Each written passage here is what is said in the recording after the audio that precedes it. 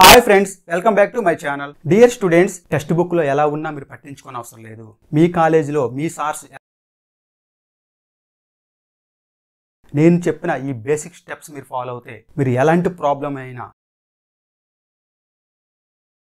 Dear students, ఈ వీడియోలో ఒక చిన్న నెట్వర్క్ ప్రాబ్లం, దాన్ని ఎలా సాల్వ్ చేయాలి, దానికి ఏ మెథడ్స్ ఉన్నాయి, ఏ మెథడ్లో మనం సాల్వ్ చేస్తే సింపుల్గా ఉంటుంది, దీని గురించి ఎక్స్ప్లెయిన్ చేస్తాను.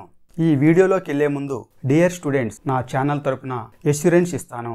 ఈ బీట్రిప్లీకి సంబంధించి మీకు ఏ డౌట్ ఉన్నా A to Z ఇన్ఫర్మేషన్ కోసం నేను మీకు గైడ్ చేస్తాను. ఈ బీట్రిప్లీకి సంబంధించి మీకు ఏదైనా మెటీరియల్ కావాలన్నా, ఇంపార్టెంట్ క్వశ్చన్స్ కావాలన్నా, ఎగ్జామినేషన్ టిప్స్ కావాలన్నా వెంటనే నా ఛానల్ సబ్స్క్రైబ్ చేసుకొని నా మెంబర్షిప్ ఆఫర్లో జాయిన్ అవ్వండి. దీనికి సంబంధించిన లింక్స్ అన్ని డిస్క్రిప్షన్ బాక్స్లో ఇచ్చాను, అలాగే స్క్రీన్ పైన కూడా ఇచ్చాను. ఈ క్షణం నుంచి ఈ బీట్రిప్లీ సబ్జెక్ట్ గురించి మీ భయాన్ని పోగొట్టుకోండి. నేరుగా నాతో మాట్లాడండి. 100% గ్యారంటీగా పాస్ అవుతారు. ఆ ఎష్యూరెన్స్ నేను ఇస్తాను. ఒకవేళ మీరు ఫెయిల్ అయితే పే చేసిన అమౌంట్ మీకు రిటర్న్ ఇస్తాను. ఇప్పుడు వీడియోలోకి వెళ్తే చిన్న ప్రాబ్లం ఒకటి ఇచ్చారు. Find the current flows through 3 ohm resistor. Simple circuit. 2 ohm, 3 ohm, 4 ohm. ఇక్కడ 2 సోర్సెస్ ఇచ్చాడు. One is 9 volt source, other one is 5 volt source. ఇక్కడ అబ్జర్వ్ చేసినట్టయితే ఇక్కడ పోలారిటీ ప్లస్, ఇది మైనస్, ఇక్కడ ఇది మైనస్, ఇది ప్లస్ ఇచ్చారు. సో ఈ నెట్వర్క్ థియరీ చదువుతున్నప్పుడు లేదా ఈ ఎలక్ట్రికల్ సర్క్యూట్ చదువుతున్నప్పుడు ఈ పొలారిటీ అనేది కూడా చాలా ఇంపార్టెంట్. ఇది చాలా కీ రోల్ ప్లే చేస్తుంది. అయితే ఈ పొలారిటీకి సంబంధించి మీకు కన్ఫ్యూజన్ లేకుండా నేను చాలా సింపుల్గా ఎక్స్ప్లెయిన్ చేస్తాను. నేను ఏ మెథడ్ అయితే ఎక్స్ప్లెయిన్ చేశానో ఆ మెథడ్ ప్రకారం మీరు ముందుకెళ్ళండి. టెక్స్ట్ బుక్లో ఎలా ఉన్నా మీరు పట్టించుకోని అవసరం లేదు. మీ కాలేజీలో మీ సార్స్ ఎలా చెప్పినా పట్టించుకోని అవసరం లేదు. నేను చెప్పిన ఈ బేసిక్ స్టెప్స్ మీరు ఫాలో అవుతే మీరు ఎలాంటి ప్రాబ్లం అయినా చాలా ఈజీగా సాల్వ్ చేస్తారు. ఇప్పుడు ఈ ప్రాబ్లం చూద్దాం.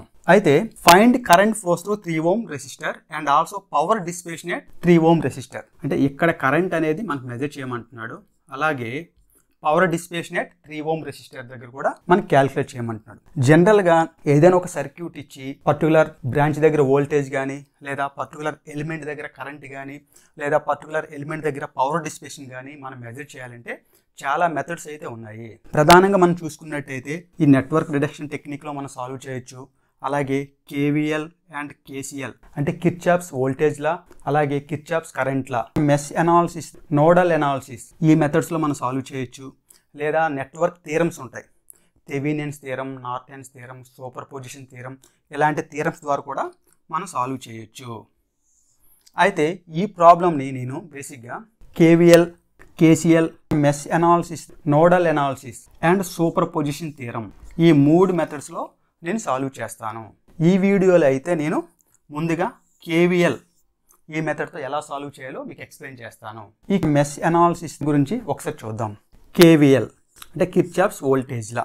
ఇది వోల్టేజ్ లా కాబట్టి మనం వోల్టేజ్కి ఈక్వేషన్స్ రాయాలి. అంటే V=IR ఫామ్లో ఈక్వేషన్స్ ఉంటాయి. ఓకే, దీంట్లో ప్రధానంగా స్టెప్స్ వచ్చేసి ఫస్ట్ స్టెప్ వచ్చేసి ఫస్ట్ మనం నెంబర్ ఆఫ్ లూప్స్ ఎన్ని ఉన్నాయో ఐడెంటిఫై చేయాలి. లూప్ అంటే కరెంట్ ఫ్లో అయ్యే కంప్లీట్ పాత్. సో ఇదొక లూపు అండ్ సిమిలర్లీ ఇదొక లూప్గా మనం తీసుకోవచ్చు.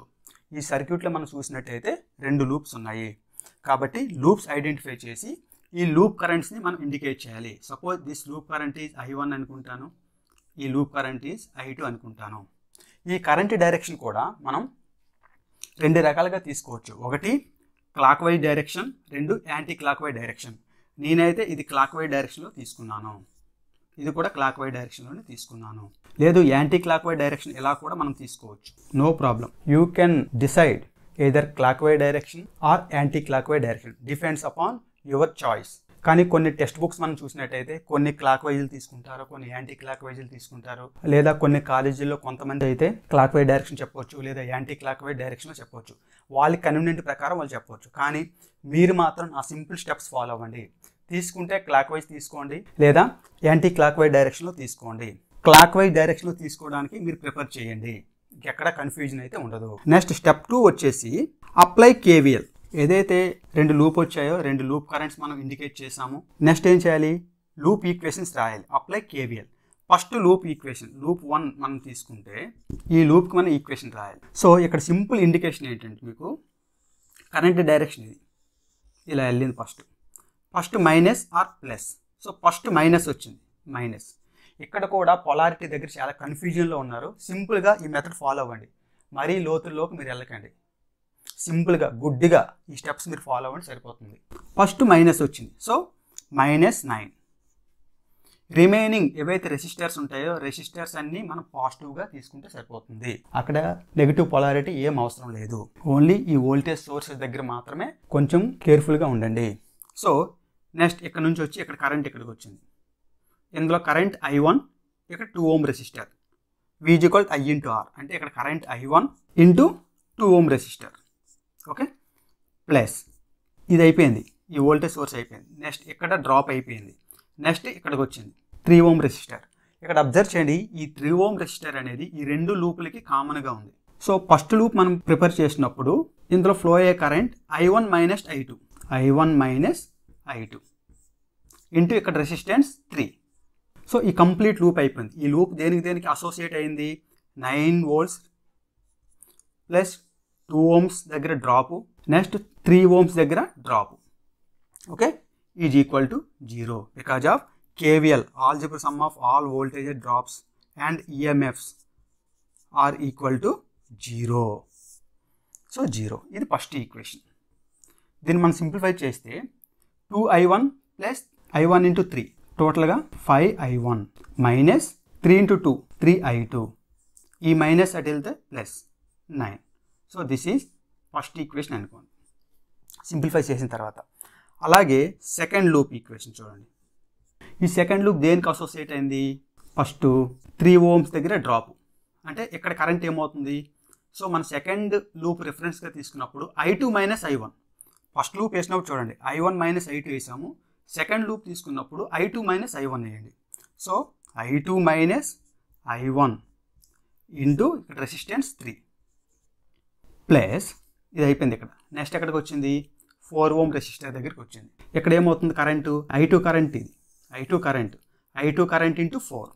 సో 4 × I2 ప్లస్ ఇది అయిపోయిన తర్వాత నెక్స్ట్ ఎక్కడికి వచ్చింది? వోల్టేజ్ ఇక్కడ ఫస్ట్ ఏమొచ్చింది? ఇక్కడ మైనస్ ఉంది, ఇది ప్లస్. సో ఇది మైనస్ కాబట్టి -5 ఈజ్ ఈక్వల్ టు 0. ఓకే, దీన్ని సింప్లిఫై చేస్తే 3I2 - 3I1 plus 4I2 - 5 is equal to 0. So 3I2 4I2 7I2 - 3I1 is equal 5 or -3I1 - 7I2 is equal 5. Let us consider this is second equation. So dear students, loop equations loop 1 loop 2 మనం రాసిన తర్వాత మనం find out చేయాల్సింది ఏంటి? Currents, loop currents I1 and I2 find out చేయాలి. I1 I2 find out చేయాలంటే ఈ రెండు ఈక్వేషన్స్ని మనం ఏం చేయాలి? సాల్వ్ చేయాలి. ఈక్వేషన్స్ని సాల్వ్ చేయడానికి మనకు చాలా మెథడ్స్ ఉంటాయి. బేసిక్గా అయితే మ్యాట్రిక్స్ ఫామ్లో మనం సాల్వ్ చేసుకోవచ్చు, లేదా సింపుల్గా ఎలిమినేషన్ మెథడ్లో మనం సాల్వ్ చేసుకోవచ్చు. మీకు ఏ మెథడ్ సూటబుల్గా ఉంటే ఆ మెథడ్లో మీరు సాల్వ్ చేసుకోవచ్చు. నేనైతే ఇక్కడ ఈ ఎలిమినేషన్ మెథడ్ ద్వారా సాల్వ్ చేస్తాను. ఓకే, సో అబ్జర్వ్ చేస్తే మనకు ఫస్ట్ ఈక్వేషన్ 5I1 - 3I2 = 9 వచ్చింది. Second equation -3I1 plus 7I2 = 5. So దీన్ని సాల్వ్ చేయాలి మనం. నేనైతే ఎలిమినేషన్ మెథడ్ అన్నాను కదా, ఫస్ట్ ఈక్వేషన్ బ్యాలెన్స్ చేయండి ఎలిమినేషన్ మెథడ్ చేయాలంటే. సో ఇక్కడ 5 ఉంది, ఇక్కడ 3 ఉంది, ఈ రెండు బ్యాలెన్స్ చేయాలంటే దీన్ని నేను ఇంటూ 3తో మల్టిప్లై చేస్తాను. ఇక్కడ కోఎఫిషియంట్ 3 ఉంది, ఈ ఈక్వేషన్ని ఇంటూ 5తో మల్టిప్లై చేస్తాను. దీనికి 5తో దీనికి 3తో చేస్తే బ్యాలెన్స్ అయిపోతుంది. సో ఇప్పుడు అబ్జర్వ్ చేస్తే 3 × 5 15I1 - 3 × 3 9I2 is equal 27. Similarly 5 × -3 -15I1 plus 7 × 5 35I2 is equal 25. ఇది ప్లస్ ఇది మైనస్, రెండు యాడ్ చేసాం అనుకోండి ఇది క్యాన్సిల్ అయిపోయింది. 35 - 9 26 I2 is equal 52. So I2 is equal సింపుల్గా 52/26 వేస్తే 2 amperes వచ్చింది. సో I2 వాల్యూ అంటే current flows through this loop is equal ఎంత? 2 ampere వచ్చింది. ఇప్పుడు సెకండ్ లూప్ ఈక్వేషన్ లేదా ఫస్ట్ లూప్ ఈక్వేషన్లో ఈ వాల్యూ సబ్స్టిట్యూట్ చేస్తే మనకు I1 వచ్చేస్తుంది. ఇప్పుడు నేను ఈక్వేషన్ 1 తీసుకున్నాను. ఈక్వేషన్ 1 ఏముంది? 5I1 - 3I2 is equal 9. So 5i1 minus 3 into i2 value 2 is equal 9. So 5i1 is equal అవతల వెళ్తే ప్లస్ 6 అవుతుంది. So 15. So i1 is equal 15/5 is equal 3 amperes. So ఈ లూప్లో కరెంట్ i1 3 ఆంపియర్ వచ్చింది, ఈ లూప్లో కరెంట్ i2 2 ఆంపియర్ వచ్చింది. కానీ మనకు అడిగింది ఎక్కడ current flows through 3 ohm resistor. అంటే ఇక్కడ లూప్ కరెంట్ అడలేదు, ఇక్కడ లూప్ కరెంట్ అడలేదు, ఇందులో ఫ్లో అయ్యే కరెంట్ అన్నాడు. కానీ మనకు తెలుసు ఇందులో లూప్ కరెంట్ i1 అనుకున్నాం, ఇందులో లూప్ కరెంట్ i2 అనుకున్నాం. ఈ రెండు వాల్యూస్ వచ్చు, i1 వచ్చు, i2 వచ్చు, ఇందులోది కావాలి. So current flows through 3 ohm resistor. Observe చేస్తే ఈ కరెంట్ ఎలా వస్తుంది అంటే డౌన్వర్డ్స్ ఇలా, ఇందులో కరెంట్ అప్వర్డ్స్ పైకి వెళ్తుంది, అంటే ఒకటి డౌన్ వెళ్తుంది, ఇంకోటి అప్ వెళ్తుంది. సో రిజల్టెంట్ కరెంట్ ఎంత అవుతుంది i1 minus i2. Therefore current flows through 3 ohm resistor is equal i1 minus i2. అది వేస్తే ఎంత వస్తుంది 3 minus 2 యాంపియర్స్ వేస్తే 1 ఆంపియర్ వచ్చింది. So current flows through 3 ohm resistor is equal 1 ampere అనమాట. ఇది అయిపోయింది ఓవర్. నెక్స్ట్ పవర్ డిసిపేషన్ అన్నాడు. Power dissipation at 3 ohm resistor is equal, power dissipation formula ఏంటి I² into R are V²/R. రెండిట్లో ఏది వేసినా సరిపోతుంది. మనకు already current flows through 3 ohm resistor I is equal to 1 ampere అని తెలుసు, కాబట్టి ఈ ఫార్ములా వేసేయండి సరిపోతుంది. సో I²R మనం తీసుకుంటే I² అంటే 1², రెసిస్టెన్స్ అంటే 3 ohm, so 3 watts. So power unit watts. So power dissipation at 3 ohm resistor is equal to 3 watts వచ్చిందన్నమాట. ఓకే. సో ఇది మనం మెష్ అనాలిసిస్ ద్వారా మనం సింప్లిఫై చేసాము. ఇదే ప్రాబ్లమ్ని మనం నోడల్ అనాలిసిస్ అంటే కిర్చాఫ్స్ కరెంట్ లా ద్వారా కూడా మనం సింప్లిఫై చేయొచ్చు. అలాగే నెట్వర్క్ థియరమ్స్ ద్వారా కూడా మనం సింప్లిఫై చేయొచ్చు. ఈ సెకండ్ మెథడ్ నా నెక్స్ట్ వీడియోలో మీకు ఎక్స్ప్లెయిన్ చేస్తాను. కాబట్టి నా నెక్స్ట్ వీడియో వచ్చేలోపు దీనికి సంబంధించిన సిమిలర్ ప్రాబ్లమ్స్ ఏవైనా ఉంటే అవి ఒకసారి రిఫర్ చేయండి. అలాగే నా వీడియోస్ కూడా రిఫర్ చేయండి. మీ అందరికీ ఆల్ ది బెస్ట్.